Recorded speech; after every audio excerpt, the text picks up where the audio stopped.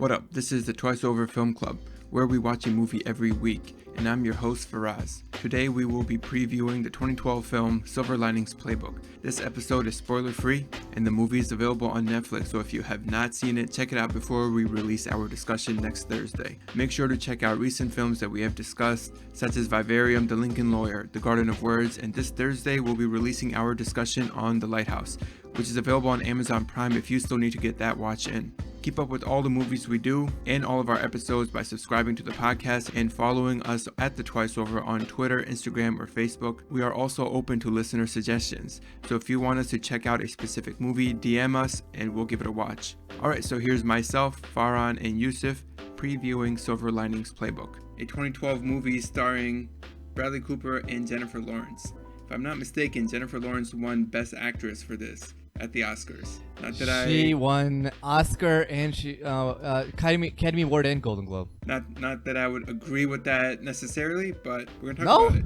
Faraz keeps us, he keeps us quarantined away in separate places, but now that we're all quarantined, he's letting us intermingle at least. So yeah, I know. I feel like the side piece to the marriage that you guys have. I think I'm the side piece to your two's marriage, but whatever's going on, whatever weird situation there is, I'm glad to be on the mic with you today. Absolutely, man. So I picked this movie for you, right? Faraz, to your point, right? Like it was very well received in terms of accolades for sure. I mean, I think this was up for like all the big awards, not even just Best Actress for Jennifer Lawrence. Yeah, it was nominated for everything. Yeah, I mean, Bradley Cooper's up there for Best Actor, De Niro for Supporting Actor, even Jackie Weaver for Supporting Actress, who plays Robert De Niro's wife in this movie, Best Picture, Best Director, all those things. So, I mean, it was very well received. But yeah, I picked it because I thought it was gonna be an interesting one. I was trying to, I had a tough time making a list for you. I was trying to pick things that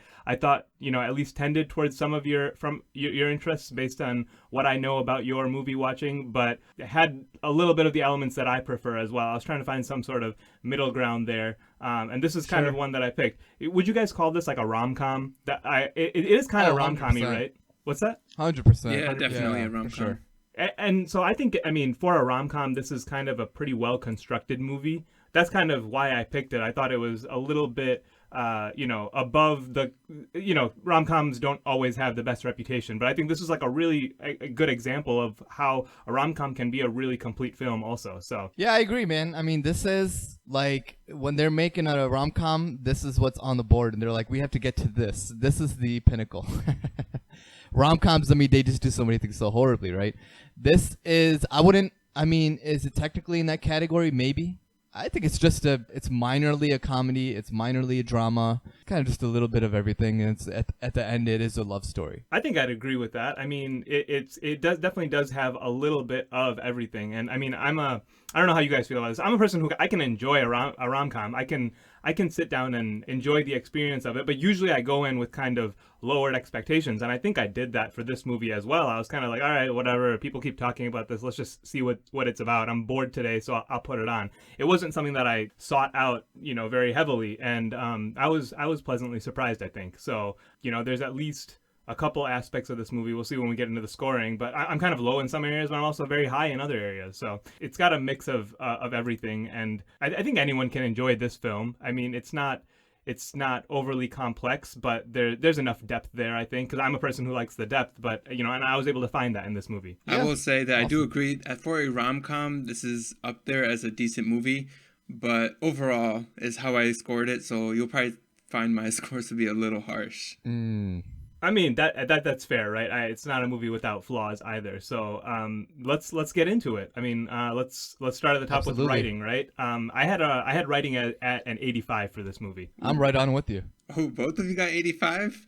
I got it at 65. Ooh, okay. What? All right, listen.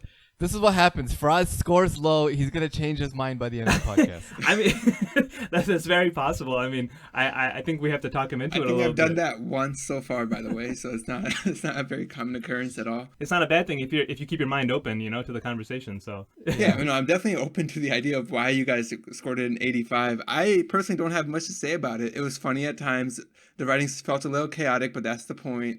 Nothing really stood out to me. I guess it was funny. That's the comedy comes from mainly the writing in here. It did its job. It is funny. It's not overly trying to be funny. It's not punchline funny, but it's just situationally funny. Because the actors who are executing these, these pieces of dialogue, it's just done so well. It's done very believably. Nobody's waiting for any lines. It's, they're playing off of each other really, really well. And I think that's kind of written in the script that way. So I really I loved the script. I think that's true. I mean, one thing that I think we all probably noticed in this movie is that almost I think there actually is zero narration from the start of the film to the end. And, we don't really lose a lot of the context. I think we have a very clear view into Pat Solitano's mind in this movie, and it's because he has as part of his mental condition, he has no filter. He's hashtag no filter. He won't shut up, right? Anything that comes into his mind, any thought that pops up, he spews it out, and to the chagrin of a lot of the characters in this movie, right? So we kind of benefit from that. We get to see and hear everything in his mind, and it doesn't seem out of place because it's part of his character. And I think also the critical analysis on this movie in terms of the portrayal of mental illness, or multiple different mental illnesses, I suppose, it seemed that the analysis seems to suggest that was fairly accurate and unexaggerated.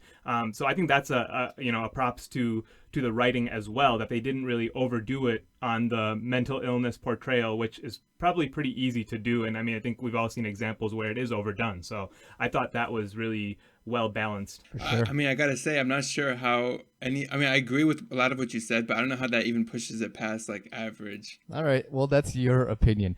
Let's go on to let's go on to narrative. I went with an 80. Okay, I gave it an 80 as well. Okay, I'm lower here. I have it at a 60 for narrative. I think most of that comes from the fact that, and this isn't really, I guess, a knock on the choices they made, but if it is a rom-com plot, more or less, there isn't a huge amount of action in this movie, and that's okay. I think they made a pretty good choice there. However, if you're going into this movie for a good plot, a good narrative, you're not necessarily going to get much complexity there. So that's kind of why I brought it down. Although, I mean, I can see why they did that. On the other hand, as a rom-com does at times, I think there's also a fair amount of loose ends that are sticking out by the end of this movie.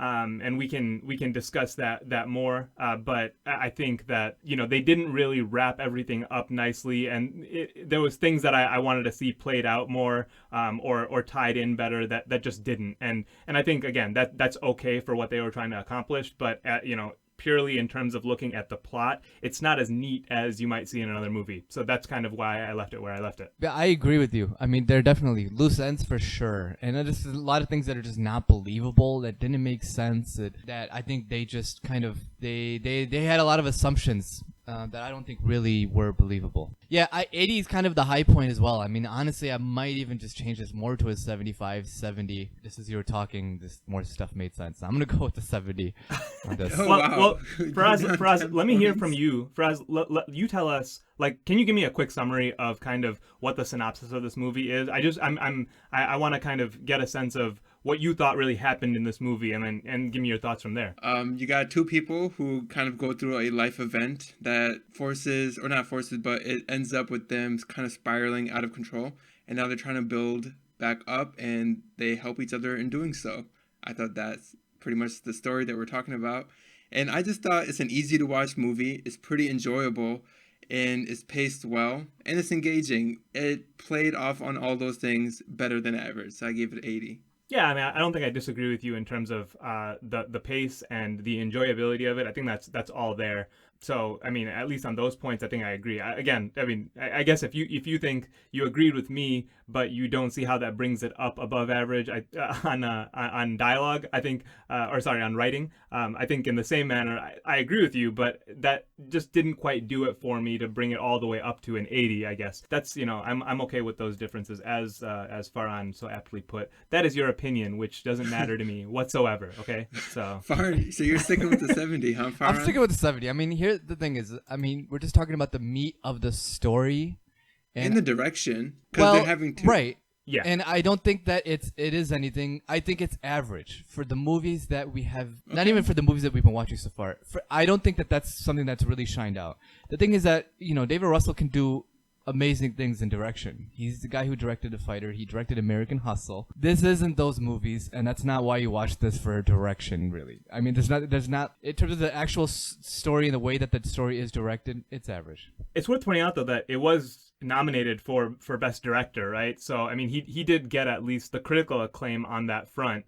Also, I don't know if you guys consider this when you figure out how you're rating the direction, but it is an adapted screenplay as well. So I mean, he's got a lot of depth that he's already working with to kind of figure out how he wants to portray certain things. So I guess that's worth considering as well, because this is based off a book. I think the biggest difference right now is that you guys are considering the rom-com element in your writing score, and I'm considering it more in the direction. Considering that it is a rom-com is pretty good direction in this movie. All right, fair enough.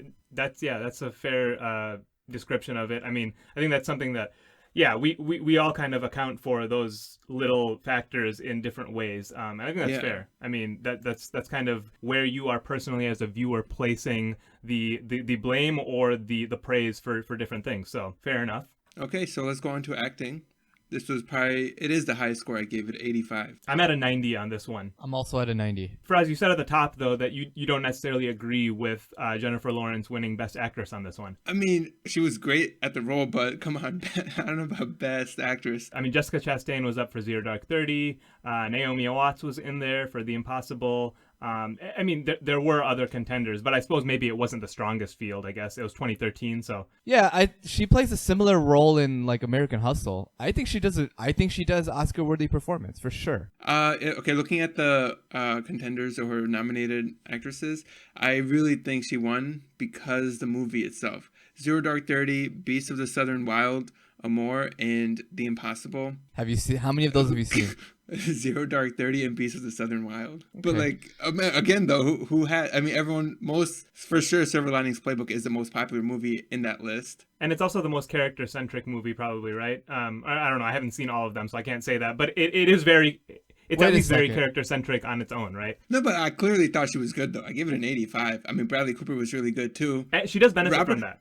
I mean, Farah knows this. Robert De Niro is one of my favorite actors of all time, but he has done just trash movies. I think this is the first movie in like a decade plus he did that he was decent. Oh, yeah, for sure. I think he did a good job in this one. But he did. That's what I'm saying. And I think Chris Tucker, too. This was Chris Tucker's first big movie since like Rush Hour. Yeah. He was good, right? I liked him. Yeah. He really helped lighten the tone in some serious moments, but he wasn't being like his Rush Hour self, where he's just like kind of a wild maniac, which, I mean, I find him hilarious in those, but he did a more nuanced role here, and I really liked that from him. I was impressed, man. I was impressed. I think overall the acting, it's because we have Jennifer Lawrence, okay, even if you agree with it, whether she did a good performance or not. There's also Bradley Cooper, and there's De Niro, who he has a really good performance in this movie. And freaking Chris Tucker. We've talked earlier, Faraz and I, about we kind of talked about it, comedians, entering the field of acting.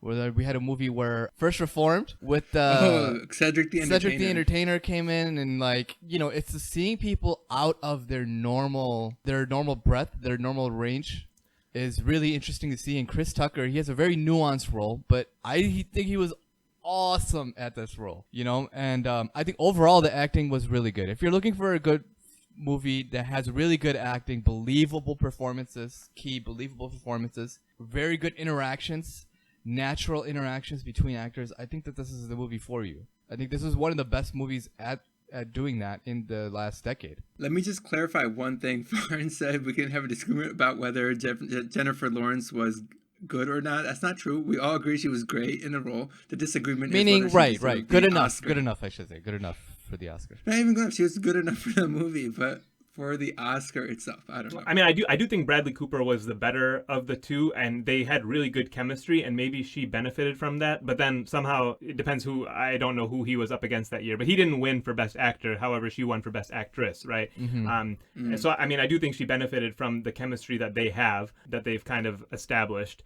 And in this movie, it definitely was to her benefit. But at the end of the day, I think she did a good job. I mean, again, it's not easy to play mental illness with the right amount of the right amount of dramaticism to it. You can really overdo it pretty easily, and neither of them did that. And especially her, she's probably the more, actually I don't know if I want to say, I was gonna say she's like the more unstable character of the two, but I actually don't know if I can say that with a straight face now that I'm trying to remember other scenes of the movie. But in any case, I think she played a very, very careful performance of that. I think she deserves the praise she got, and Oscars go one way or the other for all sorts of reasons, and I don't think we should obsess over that, because there's plenty of people who shouldn't have won an Oscar that did, and plenty that should have that didn't. I agree, man. Agree. I agree. Yeah. All right, so let's go into the aesthetics. I gave this a 60. I don't have much to say about this either, but go ahead with your scores. I'm at a 70, and yeah, again, I don't have a whole lot to say on the subject either. That's not a strong suit here, but I don't think they did a horrible job either. I'm also at a 60, in agreement with everything that was just said. There's a lot of background music in this film. I don't know if you guys noticed that. Like they use a lot of musical tracks that they pulled from different places. There's not, like, I don't think they had an original score for this movie, but they use music a lot, and I'm not sure how I feel about it.